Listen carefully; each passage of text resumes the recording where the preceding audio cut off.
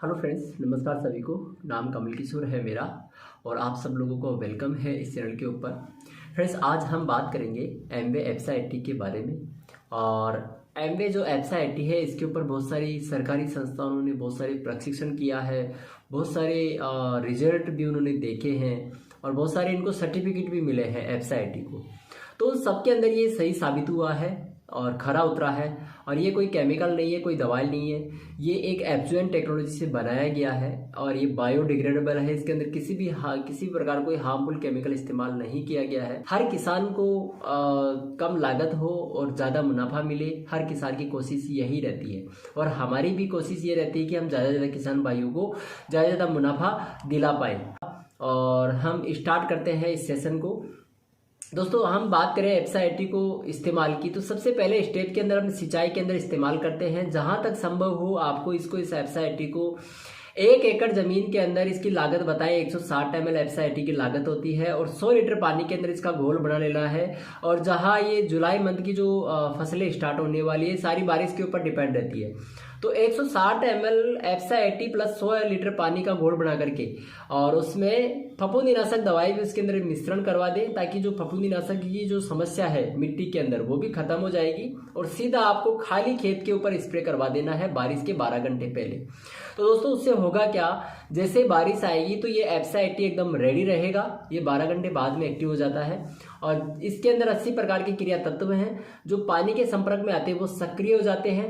और बारिश आने के बाद में ये मिट्टी को एकदम भुरभुरी कर देता है। तो 12 घंटे बाद में आप जो भी स्प्रे करते हो उसके 12 घंटे पहले स्प्रे कर देना है और फिर बाद में जहां तक संभव हो आपको स्प्रे करना है, क्योंकि बहुत सारे किसानों के पास जमीनें ज़्यादा होती है तो आपको उसका प्रोसेस अलग होता है, उसको मिट्टी के अंदर मिला के आप दे सकते हो। लेकिन जहां तक संभव हो आपको एप्सा आईटी का सीधा मिट्टी के ऊपर स्प्रे करवा देना है, खाली खेत के ऊपर, और उसके अंदर फफूंदीनाशक दवाई भी मिश्रण करवा दे, ताकि जो फफूंदीनाशक की जो समस्या है वो भी खत्म हो जाएगी।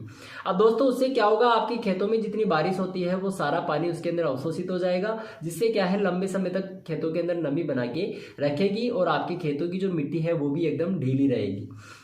ये हो गया हमारा प्रोसेस पहला। फर्स्ट प्रोसेस सिंचाई का होता है। सिंचाई में बहुत बढ़िया कारगर है ये। इसके अंदर 20% नॉन ओनिक सरपेंटेंसर भी है, जो कि पानी की सतही तनाव को तोड़कर दूर तक फैलाता है, उसको समान तरीके से सारे खेत के अंदर फैला देता है और वो पूरे खेत में ही अवशोषित करवाता है। तो ये तो हो गया पहला स्टेप। नेक्स्ट स्टेप के अंदर अब चलते हैं, जहाँ पे हम देखते हैं तो बीज उपचार करते हैं बहुत सारे किसान।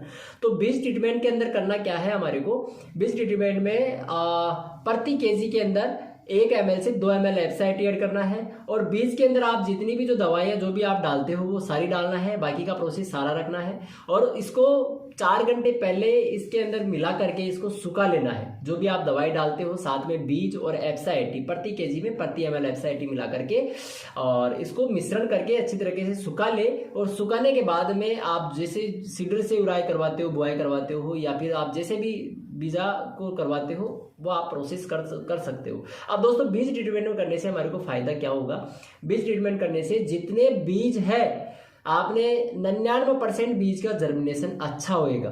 दोस्तों, शुरुआती स्टेप से हम एप्सा आईटी को इस्तेमाल करते हैं तो हमारे को रिजल्ट अच्छा मिलता है। तो 1000 रुपये किलो जब तक का बीज आता है तो आप वो सारा बीज लेके आते हो, तो जितना बीज आप डालोगे 99% बीजों का जर्मिनेशन हो जाएगा। तो ये हो गया हमारा बीज ट्रीटमेंट करने का फायदा, क्योंकि बीज के अंदर ये नमी डाल देता है। जैसे हम मिट्टी के अंदर डालेंगे 12 घंटे मतलब 4 घंटे पहले उसको सुखा लेते हैं, फिर मिट्टी के अंदर जाएगा तो वो जर्मिनेशन फटाफट हो जाएगा। हमने देखे हैं जैसे जीरा की जो फसल के अंदर लोगों के 20-20 दिन लग जाते हैं जर्मिनेशन होने का, 15 से 20 दिन का टाइम होता है। लेकिन हमारे यहाँ पे हमने एप्सा आईटी जहाँ दिलवाया था बीज ट्रीटमेंट में, वहाँ पे 8 या 10 दिन के अंदर वो जो जीरे की जो खेती का जो बीज है जर्मिनेशन है जो है वो फसल जल्दी उग गई थी। तो दोस्तों, ये हो गया बीज ट्रीटमेंट करने का। नेक्स्ट स्टेप क्या होता है, जैसे फसल बड़ी होने लगती है, थोड़ी थोड़ी फसल मिट्टी से धरती से बाहर निकलने लगती है, तो उसको क्या है पानी की भी आवश्यकता होती है और ये जो फसल है टोटल बारिश के ऊपर डिपेंड रहती है।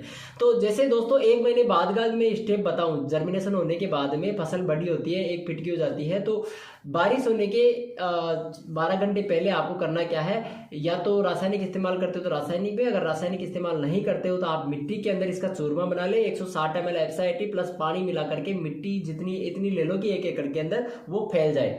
और उसमें करना क्या है, अच्छी तरह चूरमा बना करके खेत के चारों कोने में और बीच में उस जो मिट्टी है एफएसआईटी वाली उसको डाल दे, ऐसे कुड्डा बना दे। तो जैसे ही दोस्तों 12 घंटे बाद में बारिश आएगी तो उसमें क्या है, वो सारा एफएसआईटी उस पूरे खेत के अंदर फैल जाएगा और उससे होगा क्या, पूरी मिट्टी एकदम ढीली हो जाएगी और जितना बारिश का पानी है वो सारा खेत के अंदर अवशोषित हो जाएगा। और मिट्टी ढीली होती है तो फसल की जड़ें को फैलने का ज़्यादा मौका मिलता है और गहराई तक जाती है, जिससे पौधा अच्छा बनता है। और दोस्तों एफएसआईटी जैसे ही मिट्टी के संपर्क में आता है सिंचाई करने के दौरान तो वो एकदम ढीला हो जाता है। उससे क्या है, ऑक्सीजन भी पास होती है मिट्टी के अंदर। दोस्तों जैसे ऑक्सीजन पास होती है तो हमारी मिट्टी के अंदर क्या होता है, खेतों की मिट्टी के अंदर सारी चीज़ें अवेलेबल होती है, जिंक पोटास सारी चीज़ें होती है। लेकिन हम जब जुताई करवाते हैं तो वो इतनी सी 4-4 इंच से ज़्यादा गहरी जुताई नहीं हो पाती है और वो मिट्टी टाइट रहती है, इसलिए जो है फसल भी कम होती है और पानी भी अंदर तक नहीं जाता है, इसलिए फसलें कमज़ोर रह जाती है। तो एमवे का जो एफएसआईटी है टोटल ऑर्गेनिक है और बायोडिग्रेडेबल है, ये किसी प्रकार का कोई नुकसान नहीं पहुंचाता है।